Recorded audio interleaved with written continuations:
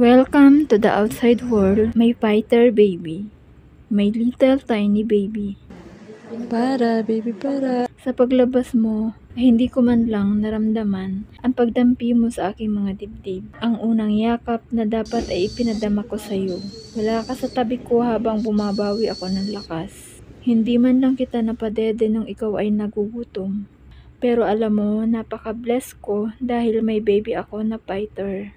Sabi ko kay Lord, huwag kanyang kunin. Sa tuwing dinadalaw kita sa Nico, palagi kong ibinubulong sa iyo na magpalakas ka. Dahil gustong gusto na kita makasama. Sa bawat patak ng luha ko habang nasa loob ng chapel, ay ang pag-asang hindi ako bibiguin ng Diyos. Salamat dahil lumaban ka anak. At ngayon ay kasama na kita. Ngayon ay nakita ko ang dahilan kung bakit ko nakilala ang First Vita Plus way back 2011. Yun ay upang maisalba ko ang buhay mo anak.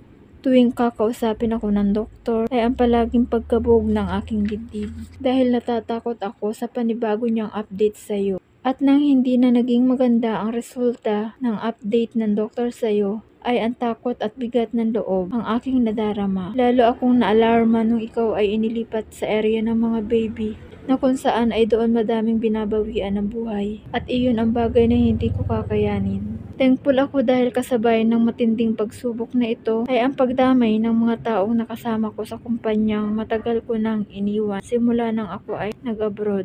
Ngunit hanggang ngayon, nandyan pa din sila upang mangumusta. Salamat dahil walang pag-aalinlangan na dinalhan ako ng Vita Plus ni Apps Josue Mahinay. Dapat ako lang ang iinom nun upang manumbalik ang aking lakas. Pero naniniwala ako na yun ay in God's will na din dahil kasabay nun ay ang pagkakaroon ng sepsis o panibagong infeksyon sa iyo anak. Kaya sabi ko sa sarili ko na hindi pwedeng wala akong gagawing aksyon o paraan. Dahil sa araw-araw na pagdalaw ko sa Nico ay ang mga balitang binabawian ng buhay ang baby. Ang sakit at lungkot sa aking puso kapag nakikita ko ang mga nanay na umiiyak dahil patay na ang kanilang baby sa Nico. Kaya buong tibay ng loob na nagtimpla ako ng Vita Plus Premium Dalandan para sa iyo anak. At pagkatapos ay binasa ko ang bulak ng Vita Plus at inilagay sa plastic upang dalhin ko sa iyo. Habang nasa loob ako ng Nico at nasa tapat ng higaan mo, ay pasimple kong idinampi ang bulak sa mga labi mo. At piniga ko ang katas ng Vita Plus galing sa bulak para malasap mo. At kitang-kita ko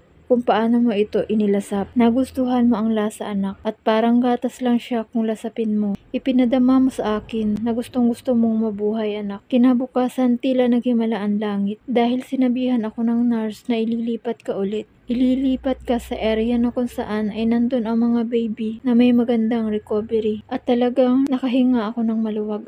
Hindi man naging madali ang recovery mo, ay patuloy pa din akong nagtiwala na makakatulong sa iyo ang pagbibigay ko ng Vita Plus gamit ang bulak. Sa tuwing pinupuntahan kita sa Nico, ay pasimple din kitang dinadampian ng Vita Plus gamit ang bulak. After 2 weeks na inilagay mo sa Nico ay ang pag-asang makasama at makatabi na kita sa higaan. Salamat Lord dahil nalampasan ng anak ko ang journey niya sa neonatal intensive care unit. At ngayon ay makakatabi na kita sa higaan. Ngunit panibagong pagsubok pala ang aking haharapin dahil mahina ang supply ng gatas ko. Iyak ka ng iyak dahil hindi sapat ang nadedede mo sa akin. Sa gabi ay ikaw lang ang tanging baby na madalas umiyak dahil wala ka halos madede sa akin. Lumapit na ako sa nurse station pero bawal daw ang magbigay ng breast milk. Sobrang puyat at antok at halos nahihilo na ako sa puyat. Pero ang mas masakit ay ang makita ka na iyak ka ng iyak dahil nagugutom ka at minsan ay itinutulog mo na lang. Naroon ang aking takot at pangamba na baka maibalik ka sa Nico at iyon ang ayaw kong mangyari. Kaya ginawa ko na naman ang pasimple. Nabigyan ka ng Vita Plus sa syringe dahil iyon ang naisip kong paraan para hindi bumaba ang sugar mo. Dahil wala ka talaga madede. Sa paglipas ng araw na inilagi natin sa hospital ay ang araw-araw din na pangamba at lungkot ko dahil kulang na kulang ang gatas na nakukuha mo sa akin. At nang gabing yun ay halos stress na ako dahil iyak ka na naman ng iyak dahil wala ka talagang sapat na nadedeteng gatas sa akin. Kaya lakas loob kong pinuntahan sa kabilang room si Twinkle, ang nanay na nasa Nico din ang baby. Hiningan ko siya ng breast milk dahil malakas siya mag-produce ng gatas. Bawal man ang ginawa ko pero sobrang stress ko na ng gabing iyon dahil iyak ka ng iyak at natatakot ako na baka bumaba ang sugar mo. Laking pasalamat ko dahil hindi nagdalawang isip si Twinkle na bumangon kahit 2:00 na iyon at mahimbing na ang kanyang tulog. Sinamahan niya ako sa room para padidehin ka. Nakahinga ako ng maluwag dahil tumigil ka sa pag-iyak habang dumedede ka kay Twinkle at maya-maya ay bigla kang nakatulog. Hindi naging madali ang survival stage mo dahil kailangan pang pataasin ang iyong timbang bago makalabas ng hospital.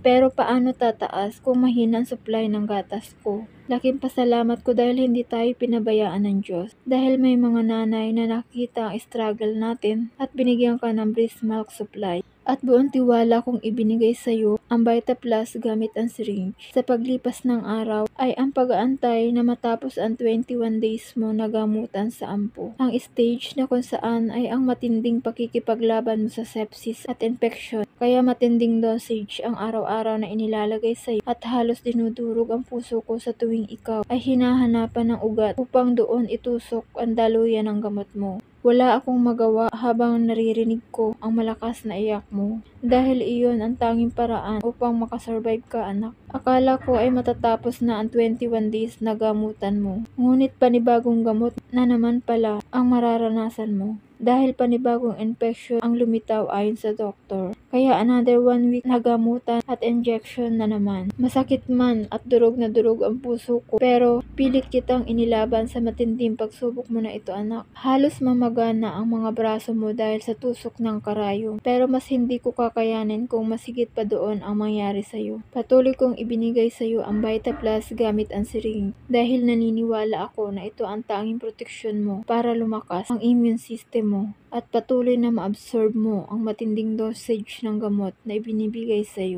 Positibo kong ginagawa at nag-message na din ako kay Dr. Richard Custodio kung ito ay makabubuti para sa iyo. Kaya pasalamat ako dahil supportive si Dr. Richard Custodio para ipagamit ang Vita Plus sa isang premature baby. Excited ako sa nalalapit na result ng huling dosage ng gamutan mo dahil gustong-gusto na kitang mailabas ng hospital at sa wakas ay negative na ang result mo at sa tulong ng mga nanay na sagana sa breast milk ay 3 days consecutive na nadagdagan ang iyong timbang. Ito na ang araw na pinakahihintay natin, ang makalabas na tayo ng hospital. Salamat dahil lumaban ka, anak. Nakakalungkot man ang nangyari sa ibang baby dahil hindi nila kinaya. Nakakalungkot dahil ang baby ng tita Twinkle mo na nagbibigay sa iyo ng breast milk ay nawala ng baby. At ang ibang nakasama mo sa Nico ay nawala din. Salamat Panginoon dahil nakasurvive ang baby ko.